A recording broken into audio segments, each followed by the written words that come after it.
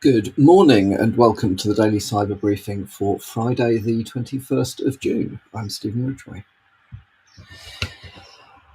There is a vulnerability in the UEFI components of, potentially hundreds of Intel PC models. The vulnerability is tracked as CVE 2024-0762, and it impacts devices running, basically lots of different Intel CPUs. It is a buffer overflow in the Trusted Platform module, the TPM module configuration. Well, TPM is module, isn't it? So the TPM configuration, and it could lead to code execution on vulnerable devices. So the point of TPM was to make it harder, and secure boot and so on, was to make it harder for attackers to gain persistence onto a device, because historically, if they could mess with the firmware, which isn't that hard to do, or load things, get things that load on boot or whatever, blah blah blah, lots of different ways you can work at that sort of level. Various protections have been put in place over the last 10 years or so to address those vulnerabilities, and TPM is one of them. It's a good target for attackers because it does give you the ability to gain persistence. If you can compromise a device at that level, that does puts you in a very strong position. You're not relying on things within the operating system. You're actually able to get in at a layer, as it were, below or closer to the kernel than the operating system, in order to maintain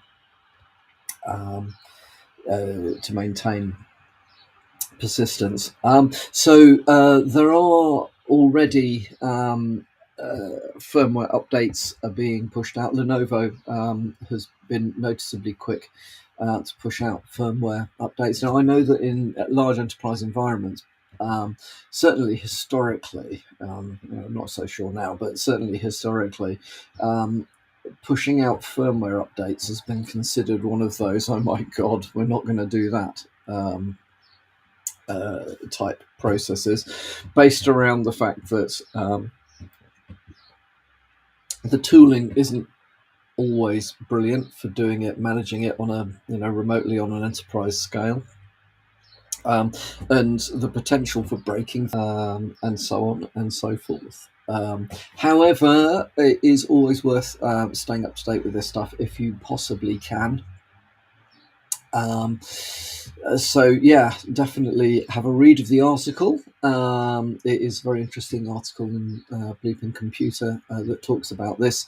Points out which particular CPUs are vulnerable. Longish list, which I'm not going to read out; it'd be boring. That you can read for yourselves if you're interested. So yeah. Lenovo, Dell, Acer, HP, there are lots and lots and lots of manufacturers that are using this particular vulnerable firmware. So check it out and make sure you're up to date. So I came across an interesting article in the Register this morning, which is titled "Coding Error in Forgotten API Blamed for Massive Data Breach." So an Australian telco, Optus, left a redundant website on the internet, available on the internet, with vulnerabilities in access control, and it has simply sat there for years. So background to it is that customer data was available on two websites, www.optus.com.au and api.optus.com.au. There was the reason for them being on two different domains was around segregating out API traffic from normal web traffic. And both of them apparently have been up since 2017. The API website had various access controls to prevent unauthorized access, but a coding error in 2018 broke some of these controls, which meant that the controls actually didn't work on either the main www domain or the what they're referring to here as the target or the API domain. When they spotted that in 2021, yes, double take, 3 years later, and fixed it, but they only fixed it for the main domain, the www.optus.com domain. They'd forgotten that the API domain was out there. And unsurprisingly, it has sat there insecure ever since.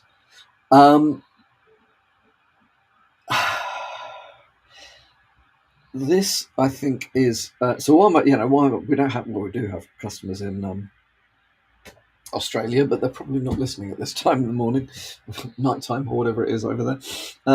But why does this matter? Well, it matters if you happen to be one of their Optus's customers, obviously. However, a more general point is we do see situations fairly regularly where effectively legacy debt has become the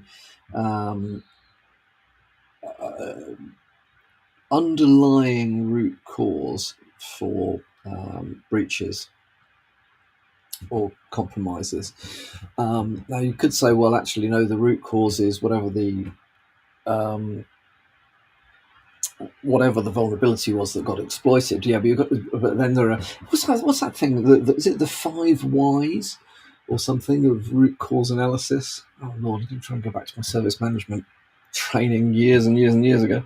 But so why is why was the vulnerability there? Why was somebody exploiting it? Blah blah blah. Anyway, I think you come down to the fact that the reason it was there is because somebody forgot to get rid of it. So asset management, I know, is one of those things everybody now has either stopped listening, switched off, or is rolling their eyes. But asset management. I'm sorry. It must be a Friday. Asset management is thought to be one of the most difficult and boring and pointless ITIL processes. And I think, frankly, if you do what ITIL says you should do, it is enormously hard work. And it is very difficult to keep up to date, and it is just a cottage industry. But then ITIL was created as jobs for the boys. Well, jobs for the people type approach of how many job descriptions can we get into a bunch of processes. But yeah, if you look at it from the point of view of actually you just need to know what you've got and where it is to start with, then asset management becomes an awful lot easier to deal with. There is really no excuse for not having a comprehensive, up-to-date register somewhere, probably better than a spreadsheet, of what you've got and where it is. Doesn't just have to be physical assets. You need to have in there anything which is pertinent to the delivery of critical business services. So in this case, in fact, pretty much anything which is available on the internet should be captured under that. Why would you have stuff on the internet if it wasn't required for critical business purposes? And I suppose the other one would be, or provide, or has the potential to have critical business risk associated with it, and leaving your consumer database unsecured on forgotten website would, that would classify, I think, as business risk in my mind. So yeah, it's just I think one of those things that we need to keep occasionally coming back round to, and reminding ourselves that even though it's not fun, it is worth doing. From a IT service delivery perspective, knowing what's out there. If you don't know what's out there, you're probably not managing it properly. So, just from a service delivery perspective, you need to know what's there. From a security perspective, it's absolutely critical because as part of that basic cyber hygiene stuff, understanding what vulnerabilities are out there and proactively managing them one way or another is really, really important. It's just basic stuff like having good visibility over security events in your environment. It's also in that category of, well, a lot of people just don't do it. But there we go. You can get caught out. So there's an article in the Hacker News, again, that I came across this morning. It seems that the US Department of Commerce, Bureau of Industry and Security, yesterday has announced a ban on all Kaspersky products, including Kaspersky's US subsidiary. So Kaspersky, I think the parent company is Russian. I think historically it was seen as being broadly independent from the politics in Russia. I kind of have to say, even if that I have sympathy with this approach. Unfortunately, at the moment, feel a bit for Kaspersky.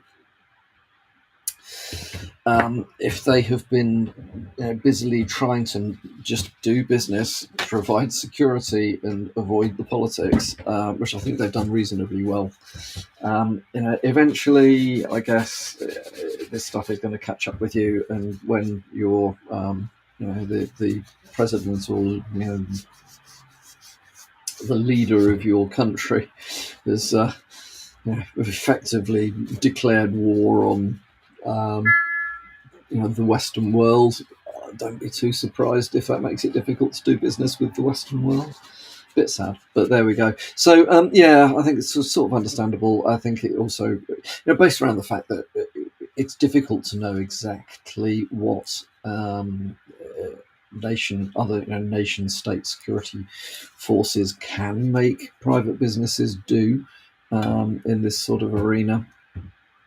So I'd say if you are using Kaspersky products, bear in mind they have now been banned in the US, and it may possibly be something that you want to consider.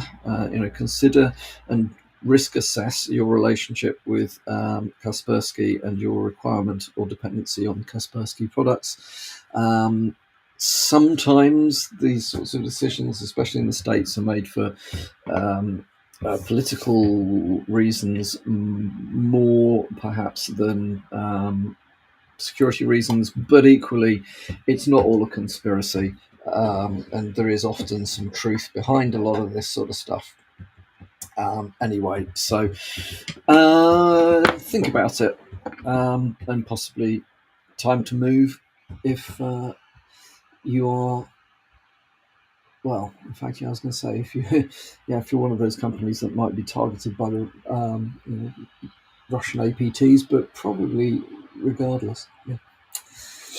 Anyway, finally from me, an absolutely fascinating article from ZDNet entitled "How AI Lies, Cheats, and Grovels to Succeed."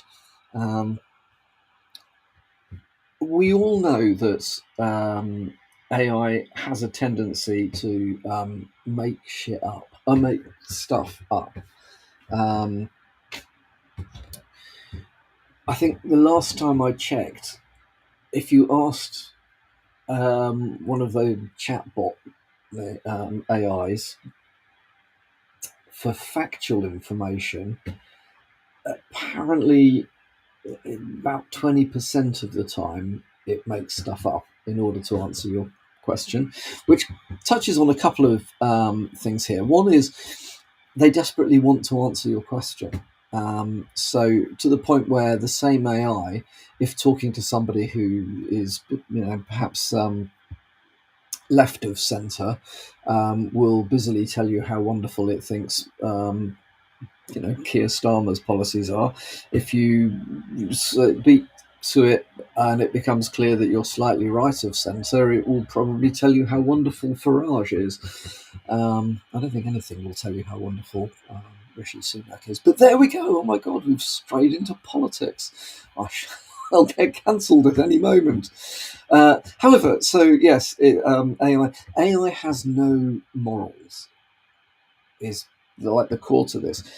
And I know we know that at an intellectual level, but at a gut level, when you're interacting with something that communicates with you in natural language, the assumption is that at least somewhere deep down in there is some moral reasoning going on, because that's deep in the evolution of humans.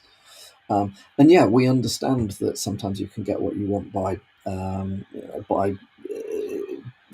cheating, lying, disinformation, you name it. But we also recognise that if everybody did that, human evolution would have ground to a halt. We wouldn't have ended up where we are. So the fact that we can cooperate and we generally work well together and we're generally actually reasonably honest with each other is the foundation of a highly successful society. Yeah, and we tolerate a percentage of people that are, as it were, gaming the system in that way. Well, AI has no concept of whether it's gaming the system or whether it's doing things that would be considered right or wrong. It will find out how to get round things and do things in a way which we would look at and go, bloody hell, that's cheating. And they would just think of as, well, it gets the answer, it gets the results faster. So a good example here that I talk about is AI bot that was being trained to trade on the stock market, which very rapidly discovered that it could get the results that were required of it by insider trading. However, having been told insider trading was not allowed, it still did it. It just then lied about it. There are some interesting examples in this article, and it's basically based around AIs will just make stuff up in order to get to where they need to be, but that does involve lying, cheating, being deceptive, and whatever else it is. What are we going to do about this? Well, I don't know. I'm concerned. I think